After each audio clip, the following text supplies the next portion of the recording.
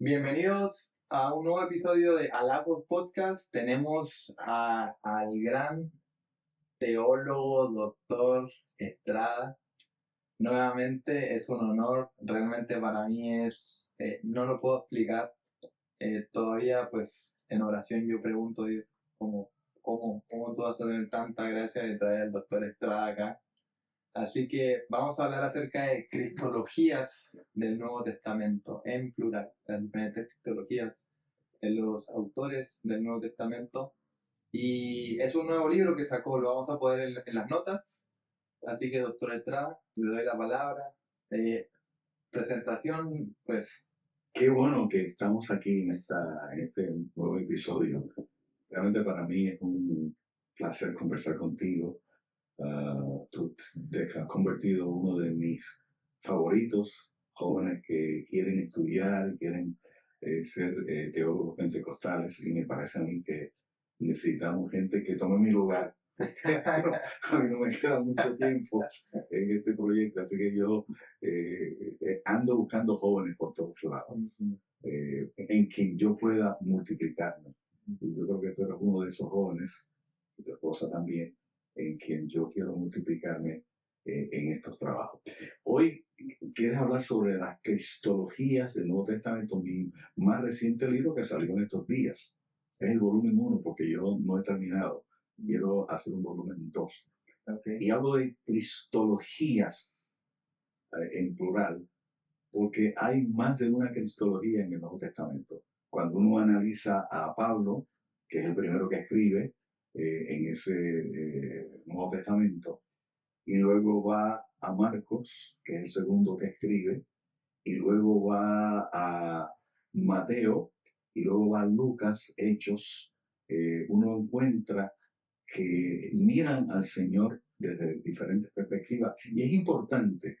O sea, yo no hago lo que en el pasado se llamaba una reconciliación de la manera como el Nuevo Testamento presenta a Jesús, sino que yo lo que hago es que trato de mirar cómo cada autor, y no colocar en boca de Pablo lo que dice Lucas, ni en boca de Mateo lo que dice Marcos, sino que cada uno de ellos tiene una manera de presentar a Jesús, que es el problema que ha tenido la iglesia a lo largo de los años. Un problema de Jesús. ¿Qué significó para la iglesia? Es Dios, es Dios hombre, se encarnó, los encarnó, que fue también parte de los problemas que hubo en la iglesia, ¿no? Con los docetistas, ¿no? Decían, él parecía ser hombre, pero él no era hombre. No puede ser Dios y hombre a la vez. Eso es un problema que ha cargado desde el principio, la iglesia desde el principio. Y entonces me parece a mí que es importante leer el Nuevo Testamento, y no solamente el Nuevo Testamento, leer el Antiguo Testamento, porque el proceso de redención no comienza en el Nuevo Testamento, comienza en el Antiguo Testamento. Pero uno tiene que asegurarse de que lee el material que se le presenta a uno desde la perspectiva que se le presenta. Si es Pablo, yo he estado haciendo en esto para el segundo volumen lo que está haciendo Hebreo, lo que está haciendo, lo que hizo Pedro en primera de Pedro, en segunda de Pedro, y luego Santiago, para mirar un poco la teología de cada uno de ellos, de cómo, y la cristología, de cómo ellos miraron a Jesús. Y es interesante mirar algunas de las cosas. Por ejemplo, Marcos se asegura de que enfatiza la humanidad sin dejar de enfatizar la divinidad. Pero su énfasis mayor es en ese Cristo que se aseguró que está ahí presente. Por otro lado, Mateo y Lucas enfatizan su divinidad, y Juan de igual manera, Juan de una manera diferente. Pero, por ejemplo, tú tienes y me pueden interrumpir en cualquier momento, así que no me dejes hablar solo aquí. Es más un diálogo entre nosotros y con el público que nos está oyendo. Por ejemplo, Mateo y Lucas comienzan con el nacimiento de Jesús y cómo ese nacimiento es por obra del Espíritu Santo. Uh, y ambos incluyen un relato que incluye también Marcos, que es la voz de Dios en el momento del bautismo de Jesús. Este es mi Hijo amado, en el cual tengo contentamiento. Y me parece que esos son elementos fundamentales que tenemos que afirmar cómo se va dando esa realidad de lo que significa Jesús en el Nuevo Testamento para un pueblo que viene de la tradición judaica, ¿no? Donde hay un solo Dios. Y se enfatiza. Y nosotros enfatizamos que hay un solo Dios, pero también enfatizamos la realidad de que Jesucristo fue Dios y hombre. Y me parece que esos elementos son fundamentales en este análisis del estudio que llevo. Entonces, dentro de esta discusión, la pregunta principal es: ¿quién es Jesús? Según los diferentes autores. Claro. Navéguenos acerca de, secuencialmente, como lo hace en el libro, ¿no? Como a través desde Pablo, cómo usted ve esta perspectiva de cada uno de ellos, qué enfatiza cada uno de ellos, comenzando con Pablo. Empiezo con Pablo, porque Pablo es el primero que escribe. Por allá por el 50, quizás, Jesús muere cerca del 30, por ahí. Así que Pablo escribe 2 décadas después de la muerte de Jesucristo. Y le escribe a iglesias que están en contextos diferentes, que tienen luchas con contextos diferentes. Corinto, la iglesia de Corinto tenía una situación, la iglesia de Filipo tenía otra situación, la iglesia de Éfeso tenía otra situación. Así que todo lo que uno mira, entonces Pablo habla de la realidad, de la divinidad de Jesús, pero habla también acerca de su humanidad. Y habla de ese encuentro que él tiene con ese Dios, con ese Jesucristo que se le aparece en el camino cuando él va a perseguir la iglesia. Y llega el momento en que él, siendo un perseguidor, de repente se encuentra que alguien tiene que guiarlo por el brazo y llevarlo a un lugar, porque perdió la vista. O sea que ese encuentro maravilloso con el Señor transforma su vida. No solamente transforma su vida, sino que él relata esa experiencia varias veces. Sí, en Hechos. Y luego lo repite una y otra vez en Gálatas, por ejemplo. Y ese encuentro lo transforma. No lo puede transformar solamente un mero hombre. Tiene que transformarlo un Dios que está presente en el Antiguo Testamento como ese Dios que es el liberador del pueblo. Ese pueblo está 430 años en el área de Egipto. Y allí el Señor oye su clamor, sus oraciones de que quería liberarlo. Y entonces busca a Moisés, que había intentado liberar a su pueblo antes, a su manera, pero dice: no, este es el momento, yo te invito, tu pueblo y mi pueblo sufren. Y le dice: ¿y qué voy a hacer yo allí? ¿Qué le digo yo a Faraón? ¿Qué yo le digo a mi gente? Pues tú le vas a decir: yo soy el que soy, te he enviado. Y todavía tiene dificultades con eso, ¿no? Y cuando llega a Egipto, sus primeras experiencias son negativas, ¿no? Porque él le dice que el Señor lo envió a su gente y la gente no le creyó. Y se lo dice al faraón y el faraón no le creyó. Así que ese encuentro es sumamente poderoso para el apóstol Pablo. Pero él no deja de afirmar que la cruz de Cristo fue una realidad.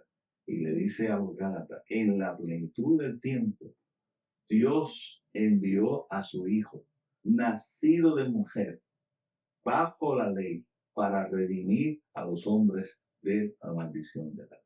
Por otro lado, le dice en Corinto a la gente, si Cristo no resucitó, vana es nuestra fe. Así que ahora, y nosotros nos encontramos siendo mentirosos, porque estamos hablando de algo que ocurrió que no ocurrió. Así que nuestro mensaje no solamente es lo que estamos diciendo, sino que nuestro mensaje es una mentira. Y estos son buenas nuevas. Jesucristo dijo en Marcos, el reino de Dios se ha acercado. Arrepentidos y creer al Evangelio. Y esa realidad que se surge en los diferentes contextos del Nuevo Testamento es importante analizarla. Así que yo voy a Pablo en primer lugar, porque él es el teólogo de la iglesia. O sea, ninguna otra persona tiene más influencia en el proceso de ¿no? de lo que ocurre posterior a la salida de Jesús que el apóstol Pablo. Él explica la fe, explica esa fe desde el punto de vista intelectual, pero también una fe que se vive.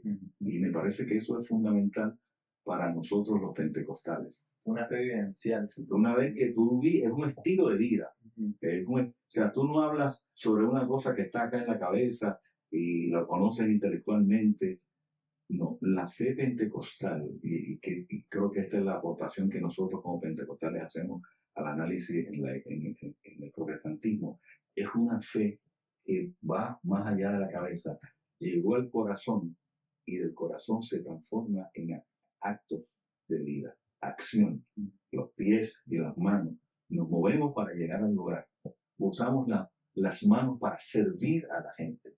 Así que desde esa perspectiva, lo que yo estoy buscando es cómo esa fe en Jesucristo se convierte también en una fe del presente. Nosotros en teología hablamos de el aquí y el ahora, sin hablar de que creemos en una esperanza futura. Sí, y sin hablar que hablamos, por ejemplo, de una teología realizada. No es que es una teología realizada, es una teología que tiene un presente y tiene un futuro. Pero yo no estoy esperando para vivir esta vida cristiana solamente el futuro y la segunda venida de Cristo. Yo espero al Señor. Pero mientras yo espero al Señor, hoy, aquí y ahora, y este es Lucas, hoy, aquí, ahora, le dice, una vez sale del desierto de enfrentarse con Satanás, le dice a la sinagoga de su ciudad donde él acostumbraba a ir, en Nazaret, le dice, cuando le dan para leer el libro, que posiblemente se lo dieron muchas veces de joven allí en el lugar, porque él iba. Y entonces cuando abre el libro tiene Isaías 61.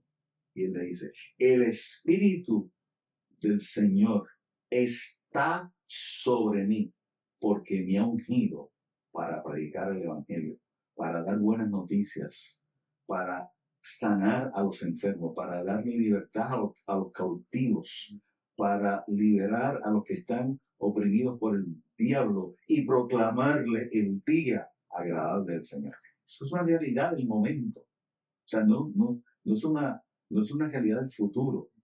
Ese evangelio de Jesucristo tiene un presente inmediato. No tiene la plenitud. Yo no estoy diciendo que tenga todo, pero es suficiente para yo vivir la vida cristiana bajo el poder del Espíritu. Y si Él me está visitando hoy, yo sé que mi futuro está en las manos del Señor. Así que me disfruto lo que tengo aquí hoy, pero sé que esto no es la plenitud. Esto es las arras del Espíritu, el anticipo de lo que Él me va a dar posteriormente. Así que dentro de esa situación, eso es lo que yo busco en este libro, analizar esos procesos, mirar la realidad de que Jesús fue hombre y que su muerte fue real, y que pero su resurrección de igual manera fue real. Porque ese es un problema contemporáneo que se ve mucho, que mucha gente se enfoca mucho en la cruz, la cruz, la cruz. que es la humanidad de Jesús, muriendo como humano, cargando el pecado del mundo. Pero nos olvidamos de la esencia, ¿no? ¿Por qué? Porque todo esto es cierto porque Él dijo, yo voy a resucitar, y lo hizo. Entonces, pienso que no debemos quitar la una de la otra. No, es un proceso, es un evento. Por ejemplo, teólogos como Frank Mackey habla del evento cruz-resurrección. Y yo le añado el evento, bueno, él lo sigue hasta Pentecostés. El evento cruz, resurrección, Pentecostés. Lo que el Espíritu hizo con Jesús cuando fue bautizado por el Espíritu y lo preparó para andar en el Espíritu. Eso mismo hace en, en el día de Pentecostés. Capacita a la iglesia para seguir el ministerio de Jesús. Un cuarto elemento que hay que añadir es la ascensión y la entonación de Jesús para enviar el Espíritu Santo, que él envía ese día. Así que hablamos del evento cruz, resurrección, ascensión, la entrega del Espíritu Santo a la iglesia para vivir esa esperanza, y entonces la afirmación de que no todo está terminado, sino que nosotros esperamos la segunda venida de Cristo para entrar a lo que es la eternidad. Y desde la eternidad, mirar que se cumple toda la profecía del Antiguo Testamento, que lo hizo desde el principio. En ti serán benditas todas las naciones del mundo, dice a Moisés. Y se lo repite a Jacob. Digo, se lo dijo a Abraham, se lo repite a Jacob, se lo repite a Isaac, y se lo repite al pueblo de Dios cuando lo lleva a la tierra. O sea, yo los estoy salvando en la soteriología o la salvación. Yo los estoy salvando, pero no para que disfruten esto para ustedes, sino para que vivan una vida de manera tal que puedan compartir lo que ustedes están viviendo. Así que desde esa dimensión es que yo miro este proceso en este libro, para darle a la iglesia una visión de que no somos gente del pasado. Nosotros no leemos la Biblia como que la Biblia fue del pasado. Nosotros leemos la Biblia como la Biblia me acompaña hoy. A ustedes que viven aquí en Corona, Queens, donde tienen la iglesia y viven en diferentes áreas de New York, aquí y ahora el Señor los capacita para vivir la dimensión de esperanza que el Evangelio promete. A mí en Puerto Rico, donde estoy ubicado, y en la iglesia donde yo trabajo, estoy también ubicado para tener un elemento de esperanza. Es dentro de ese contexto que yo analizo la cristología. Wow, y es una pregunta fundamental académicamente y para el cristiano que está recién comenzando. Entender quién es Jesús. O sea, porque esa es la clave de todo esto. ¿Quién es Jesús? ¿Quién fue este hombre que marcó el tiempo, ¿no? En el que vivimos, en el que se separó la historia antes de Jesús, después de Jesús? Entonces, explíquenos cómo usted transiciona desde Pablo a la visión de Marcos. Bueno, primero yo quiero leer el libro. O sea, yo no voy a imponerle a Marcos lo que dice Pablo. Primero porque están en contextos totalmente diferentes. Marcos escribe posiblemente en el año 70 por ahí. Algunos lo ponen un poquito antes, otros lo ponen un poquito 72. Unos lo ponen antes de la caída de Jerusalén, otros lo ponen después de la caída de Jerusalén. Yo no manejo un poco ese tipo de situación para no comprometer el tema que estoy discutiendo, que es la cristología. Pero independientemente del momento, es un momento diferente. Ya la iglesia enfrenta otros problemas. Y no estoy seguro que ya en el caso de Marcos se está enfrentando parte de los que niegan la realidad de la humanidad de Jesús, los docetistas. Parecía ser, pero no era Él no pudo haber sido Dios, él no pudo haber sido humano. Él tenía que ser Dios, pero no era humano. Así que Marcos, a su iglesia, que le escribe y le maneja esa situación, y le dice, no, yo quiero que ustedes sepan que este Jesús, una de las cosas que yo digo desde el principio es principio del Evangelio de Jesucristo. Así principia el Evangelio de Jesucristo. Y principia con una cita del Antiguo Testamento. Él la coloca en boca de Isaías, pero ahí hay varios textos del Antiguo Testamento donde unos están en Éxodo, otros están en Malaquías. Y entonces, pero es lo que dice, así comenzó con la promesa del Antiguo Testamento. Y sí, sin ir más allá, vemos en el camino a Maús, ¿no? Que vemos todo este trance, ¿no? Que él camina, que fueron cerca de 2 horas y media. Y dice, y él le fue enseñando desde Moisés y los profetas lo que la escritura decía de él. Entonces él está hablando del Antiguo Testamento. Entonces tenemos que ir al Antiguo Testamento y verlo con esos ojos cristológicos, ¿no?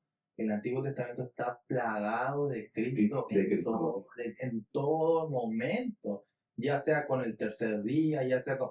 Y mucha gente como que le tiene un poco de miedo a la tipología, como le llaman, ¿no? Pero realmente cuando lo vemos con esos ojos, uno dice, espera, acá hay divinidad en este libro que se escribió alrededor de 1600 años y todo hace sentido. Incluso los judaizantes tienden a no leer el Nuevo Testamento porque dicen, no, pues eso no tiene validez. Porque ellos piensan que es una rama anexa al judaísmo. Es otra religión. Es otra región. Y entonces cuando uno les explica, espérate, lo que tú estudias, esto es lo consiguiente, esto se llena con lo que tú estudias, que es la Torá. O sea, el Nuevo Testamento es el puente de esperanza con el Antiguo. Si uno se va al Antiguo Testamento con ojos cristológicos, uno va a ver que está repleto de cristologías. Y eso, y ahí es donde ahí es donde tenemos que comenzar a dar la respuesta, ¿quién es Jesús? No desde el Nuevo Testamento, sino desde el Antiguo. Y fíjate que es interesante lo que dice. Hay algunas personas que leen el Antiguo Testamento y no quieren leer el Nuevo Testamento. Yo he encontrado con gente en la iglesia que quiere leer el Nuevo Testamento, pero no quiere leer el Antiguo Testamento. Porque no, eso ya pasó. Eso no tiene validez. Ese es el antiguo pacto. Yo vivo en el nuevo pacto. Lo que pasa es que el nuevo pacto, como tú acabas de decir, no sale de la nada. Sale de la historia de esta promesa, de este Dios poderoso, que es el mismo ayer, hoy y por todos los siglos. En la medida en que nosotros aprendamos a entender esa dimensión, entonces podemos regocijarnos cuando encontramos, por ejemplo, a un Jeremías que habla de un nuevo pacto. Y cuando encontramos en el libro de Éxodo, en el libro de Génesis, que se habla de que la simiente de la mujer herirá en la cabeza a la simiente de la serpiente. Entonces dice Pablo, creo que es en Gálatas que lo dice, y no hablaba, o si no es en Gálatas es Romano, me parece mucho, y no hablaba de simientes, hablaba de una simiente, porque se refería a Cristo. O sea, hay que encontrar a Cristo en el Antiguo Testamento. Y yo creo que eso es parte del proceso de análisis. Pero hay que dejar que cada libro de la Biblia diga lo que dice desde la perspectiva que lo dice. O sea, yo no quiero imponerle todo lo que yo sé hoy. O buscarle donde no hay. O buscando donde no hay. Porque eso es lo que hacemos nosotros. Yo creo esta cosa, entonces yo le impongo lo que yo creo al libro. No, yo quiero que la gente lea a Marcos y oiga lo que Marcos tiene que decir. Y se disfrute lo que Marcos tiene que decir. La perspectiva. Y que se lea a Juan, que empieza con otra cosa diferente. En el principio era el verbo era Dios y el verbo estaba con Dios. Así comenzó todo este tipo de cosas. Y luego en el verso 14 dice, y estaba en el principio con Dios, hizo tabernáculo con nosotros. Sí, una manera de decir se encarnó. Y vimos su gloria como la del unigénito del Padre, lleno de gracia y de verdad. Oye, pero eso no es lo que en algún momento dice Moisés en el Antiguo Testamento. Si tú no vas conmigo, yo no voy. Yo quiero verte al lado mío. Y esa experiencia de Moisés queriendo ver a Dios y Dios queriendo manifestársele a Moisés en el Antiguo Testamento. Y ese diálogo de Moisés con Dios en el Antiguo Testamento de yo he escuchado la oración de mi pueblo, el clamor de mi pueblo, la oración de mi pueblo. Déjame, acompáñame. Vamos a regresar a Egipto. Esta vez yo voy a estar contigo, no te voy a dejar en ese momento. Entonces, ese es el tipo de cosas que yo creo que debemos vivir en esta cristología que yo trato de analizar en mi padre.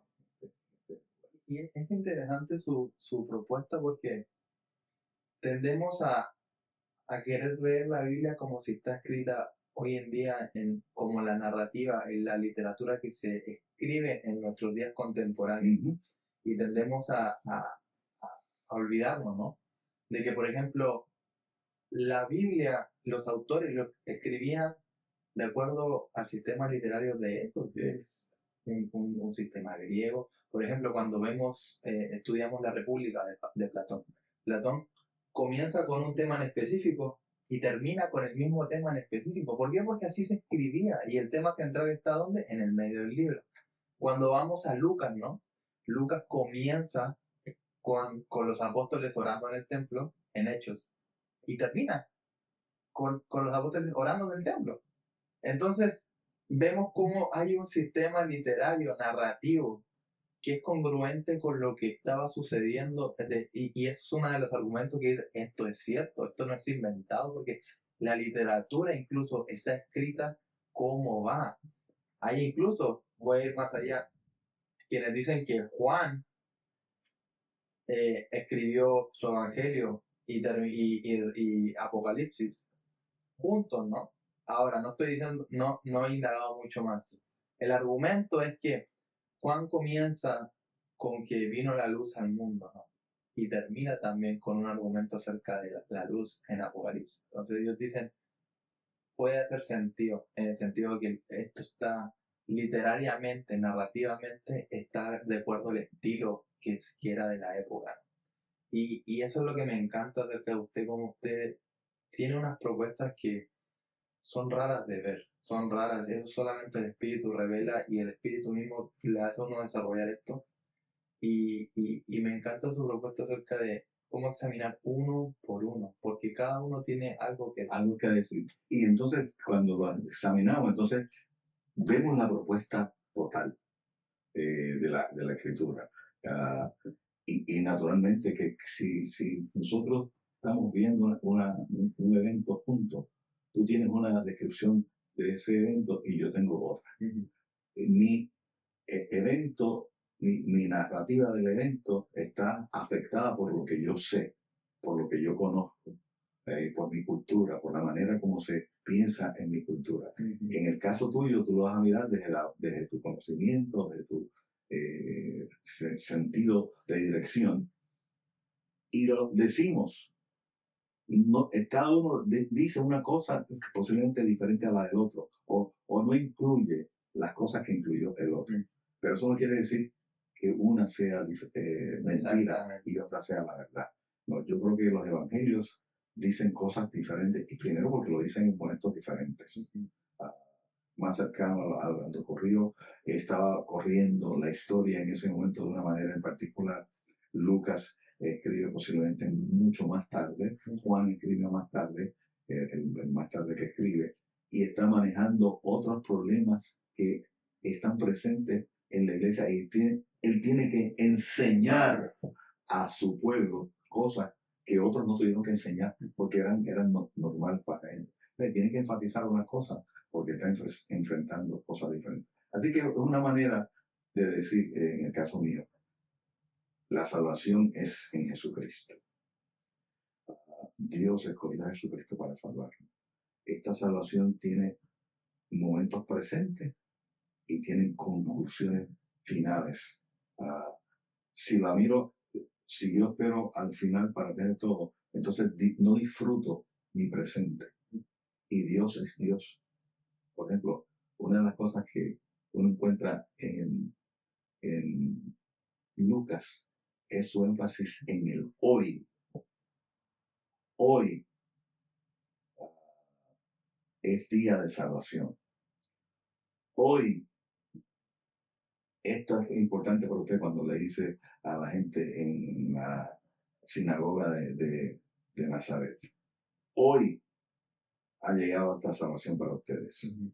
O le dice al ladrón en la cruz, hoy estarás conmigo en el paraíso. Uh-huh. O le dice a Zaqueo, hoy es día de salvación. Uh-huh. O sea, hay unos elementos bien claros para enfatizar ese presente y al mismo tiempo para enfatizar otros elementos del pasado. Así que, qué bueno. No sé si tiene alguna otra pregunta. ¿Qué le llevó a escribir en esta etapa de su vida acerca de allá a este punto, ya que está concluyendo, culminando toda su carrera ministerial? Yo sí que usted va a escribir hasta que ya no pueda más. Hasta que ya no pueda más. ¿Pero qué le lleva? ¿Por qué ahora? Mira, yo he dedicado estos últimos 18 años a escribir sobre la fe pentecostal, o sea, la teología pentecostal. Cómo nosotros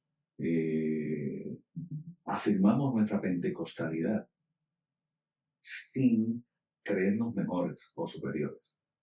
Pero en el pasado nosotros no afirmamos teológicamente nuestra pentecostalidad porque nos decían ignorantes, porque nos decían que nosotros no habíamos estudiado.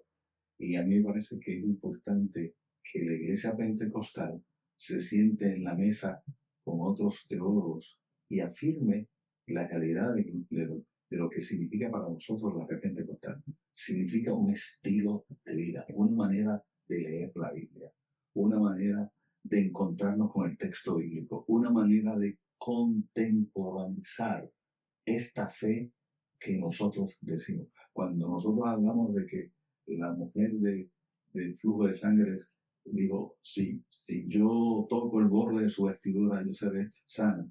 Nosotros podemos decirlo hoy también. Nosotros leemos ese texto con la realidad de que yo puedo tocar el borde del vestido. Yo creo que esto es una realidad que el pueblo pentecostal tiene y que tiene que afirmar en medio de todo este mundo donde la gente ya no cree que los milagros son para hoy. Uh-huh. Eso me ha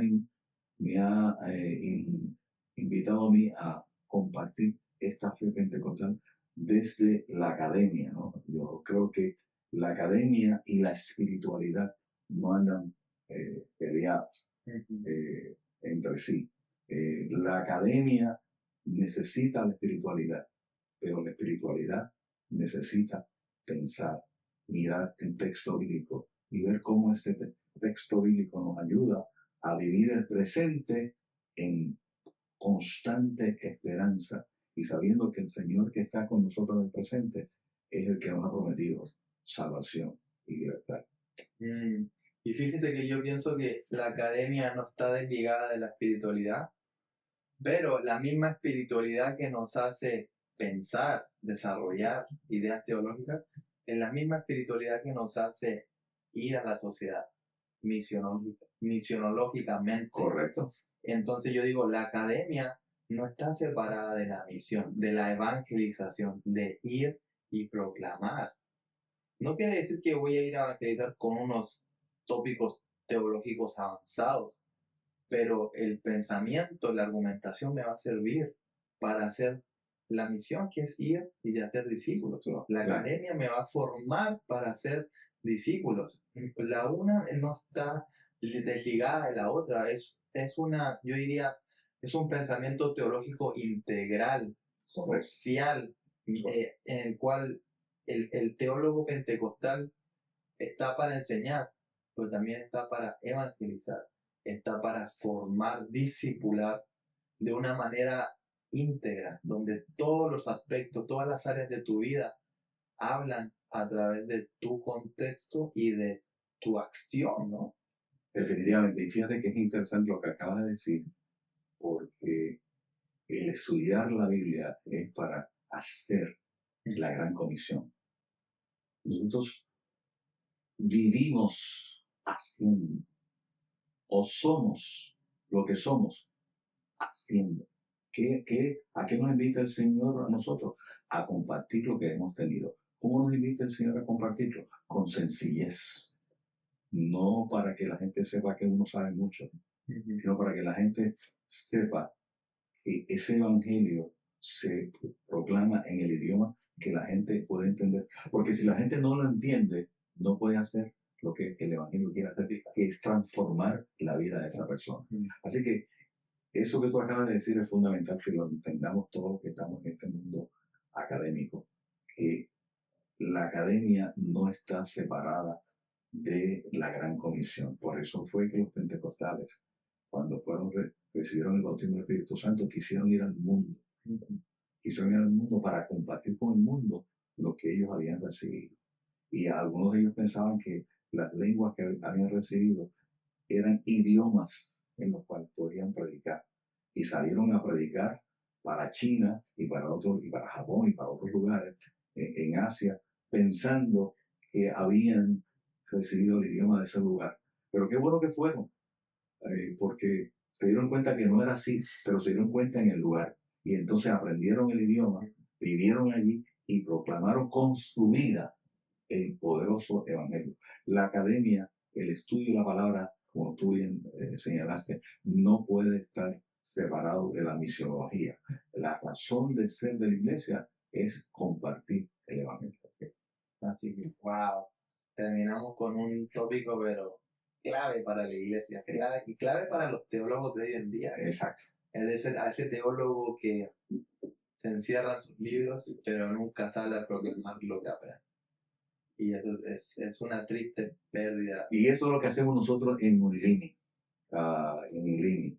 Nosotros queremos que la gente aprenda, pero que aprenda para hacer la gran comisión. Por eso es que la gran comisión es parte de la misión y de la visión de estas dos instituciones, de Unilini en New York y de Unilini en el resto del mundo. Así que gracias por darnos esta oportunidad de compartir esto. Así que, bueno, nuevamente es un placer estar con el doctor Estrada. Él es el director del Instituto de Liderazgo Ministerio y de la Universidad de Liderazgo Ministerio. Es una universidad online, completamente online, y que imparte clases a través de toda Latinoamérica, ¿verdad? Cuéntenos un poco acerca de estas instituciones. Sí, nosotros tenemos dos instituciones. Una que está aquí en New York, el instituto, pero que funciona bajo la cobertura de lo que se llama NCCRS, que es la parte de los corregentes de la Universidad de New York.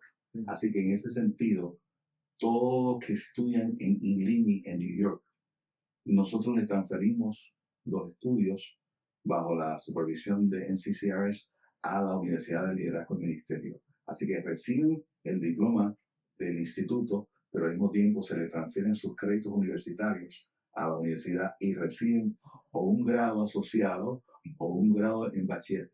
El asociado es 60 créditos, el bachillerato 120 créditos, o pueden recibir una maestría y eventualmente yo creo que también el doctorado, porque ya Unilini acaba de empezar en el cuarto doctoral, así que esperamos que eso también esté disponible para ellos. Así que es una universidad y diseñada para los latinos. El costo del crédito en la Universidad de Liderazgo y Ministerio y del instituto es de $50 el crédito. El crédito universitario en cualquier universidad aquí en los Estados Unidos cuesta sobre $400 el crédito. Así que en Latinoamérica también es bastante alto. Así que nosotros estamos sirviendo a la comunidad latina para que no digan, no tengan excusa, y de la iglesia, no tengan excusa de que es muy caro y no podemos estudiar. Nosotros queremos preparar los líderes de las iglesias hispanas en Estados Unidos y en Latinoamérica en una universidad pentecostal. Nosotros afirmamos nuestra pentecostalidad, no para decir que somos superiores ni para decir otra cosa, sino para afirmar que nuestra fe pentecostal, que nos invita a leer la Biblia de una manera y que nos invita a hacer la gran comisión en lo que aprendemos, se convierta en un estilo de vida. Y me parece que eso es fundamental. Y por lo que escuché, se viene una nueva maestría, ¿verdad? Sí, una nueva maestría. En apologética. Apologética también. Cuéntanos un poco acerca de qué surgió para comenzar este nuevo. Bueno, este es un sueño que ha estado en el pensamiento del pastor Tiburcio, que ha desarrollado un proyecto muy interesante en la iglesia local con respuestas en Génesis. Y él nos pidió que desarrolláramos un proyecto de apologética desde la perspectiva pentecostal. Y hemos desarrollado ese proyecto. Ha estado trabajando conmigo en ese proyecto el decano académico José C. Alicea, que es un líder extraordinario en el mundo académico, y lo hemos diseñado y ya hay clases que empezaron esta primera semana de julio. Así que ese proyecto está ahí para que todos ustedes lo disfruten. Tenemos una maestría en cuidado pastoral, nosotros hablamos de cuidado pastoral, tenemos una maestría en estudios pentecostales y tenemos una maestría en apologética. Esos son nuestros maestrías. Y tenemos un doctorado en ministerio en revitalización de la iglesia local. Wow, maravilloso. Así que para todo cristiano que nos escuche, que esté en cualquier parte de Latinoamérica, en los Estados Unidos, en Canadá, donde sea, en todo el mundo, vamos a poner los links para la universidad, exacto, la información, formularios, y indaga si quieres una formación teológica pentecostal de calidad a muy buen precio. Exacto. Y principalmente que te va a formar para hacer la gran comisión, que es lo más importante para nosotros. Exacto. Así que, doctor Estrada, nuevamente, qué bueno. muchas gracias. Visitar tu proyecto y hablar contigo. Muchísimas gracias. Así que hasta la próxima y Dios bendiga.